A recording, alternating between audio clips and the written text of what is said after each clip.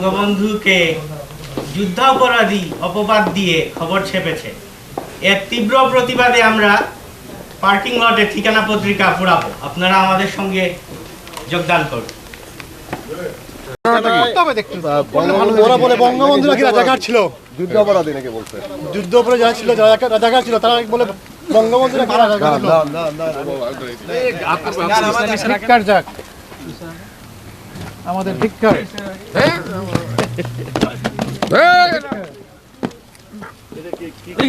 এখানে বঙ্গবন্ধু নাকি রাজাকার ছিল। বঙ্গবন্ধু রাজাকার ছিল, হ্যাঁ, এই কথাটা কে লিখলো? এই যে যারা পত্রিকার স্থান বাংলায় নাই।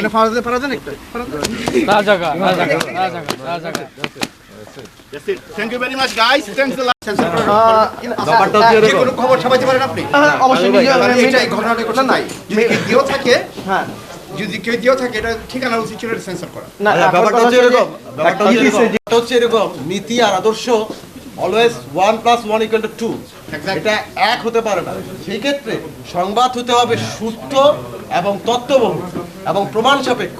যদি প্রমাণ সাপেক্ষ কোনো কিছু ছাপা হয়, যেভাবেই ছাপা হোক, তার ডেস্ক রিপোর্ট হোক বা যে কোনো ছাপাই হোক, সেটা সংবাদ ভিত্তিহীন, সেটা সংবাদ হতে পারে না, সেটা সমাজ এবং মানুষের জন্য অমঙ্গলকর। এবং আমরা বাংলাদেশ আওয়ামী লীগের পক্ষ থেকে এই কথা সুস্পষ্টভাবে বলতে চাই, আমরা সেই ধরনের কোনো নীতি, যেটাকে বলা হয় বদনীতি, তার সপক্ষে নই বলেই আমরা এই সংগ্রাম চালাচ্ছি।